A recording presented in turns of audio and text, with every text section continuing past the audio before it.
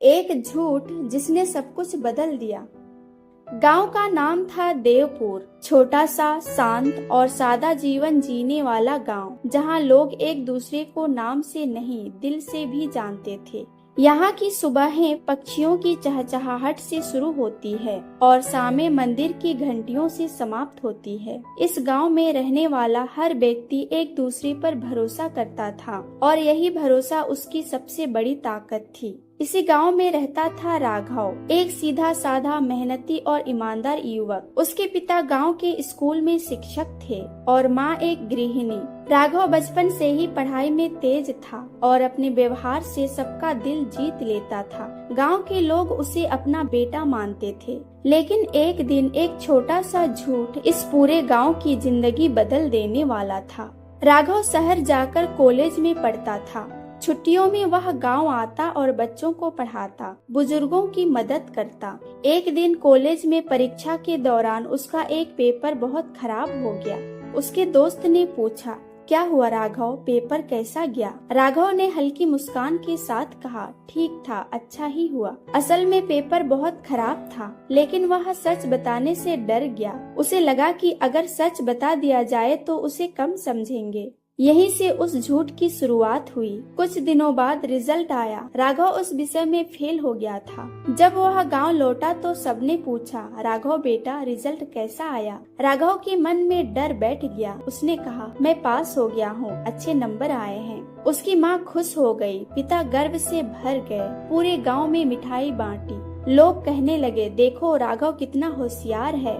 लेकिन राघव के दिल में एक बोझ बैठ गया था। दिन बीतने लगे। राघव अब हर दिन उस झूठ को छुपाने की कोशिश करता। उसने नकली मार्कशीट भी बना ली ताकि कोई शक ना करे। लेकिन झूठ कभी अकेला नहीं आता, उसे बचाने के लिए नए झूठ बोलने पड़ते हैं। एक दिन उसके पिता ने कहा, राघव, मैं तुम्हारी मार्कशीट देखना चाहता हूँ। राघव घबरा गया, लेकिन उसने पहले से बनाई हुई नकली मार्कशीट दिखा दी। पिता ने उसे देखकर कहा, मुझे तुम पर गर्व है बेटा। यह सुनकर राघव के दिल में दर्द और बढ़ गया।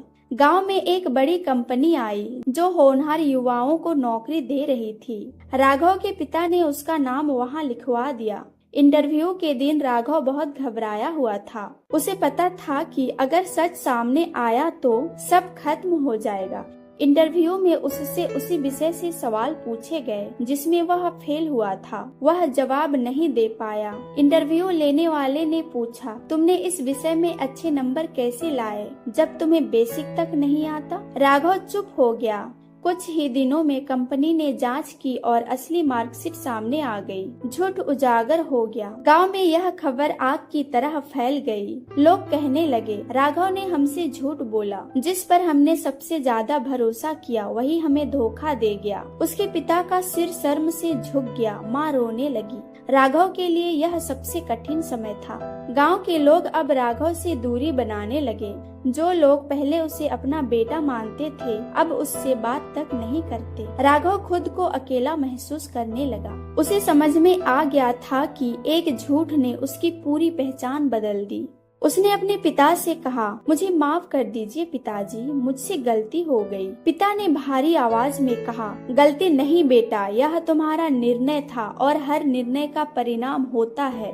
राघव ने फैसला किया कि वह अपने झूठ को सुधारने की पूरी कोशिश करेगा। उसने गांव के सभी लोगों के सामने जाकर कहा, मैंने आप सबसे झूठ बोला, मैं शर्मिंदा हूँ, मुझे एक मौका दीजिए, मैं खुद को बदलना चाहता हूँ। कुछ लोग अब भी नाराज थे, लेकिन कुछ ने उसकी सच्चाई को महसूस किया। राघव ने फिर से पढ़ाई शुरू की। इस बार उसने पूरी मेहनत की, दिन रात एक कर दिया।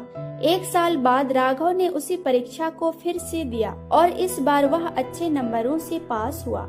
उसने अपनी असली मार्कशीट गांव के सामने रखी और कहा, यह मेरी असली पहचान है, इस बार बिना किसी झूठ के। गांव के लोग धीरे धीरे उसे माफ करने लगे। उसके पिता ने कहा, आज मुझे सच में तुम पर गर्व है। राघव की कहानी पूरे गांव के लिए एक सीख बन गई। लोग समझ गए कि झूठ चाहे कितना भी छोटा क्यों ना हो, वह एक दिन सब कुछ बदल सकता है और सच चाहे जितना भी कड़वा हो, अंत में वही सम्मान दिलाता है।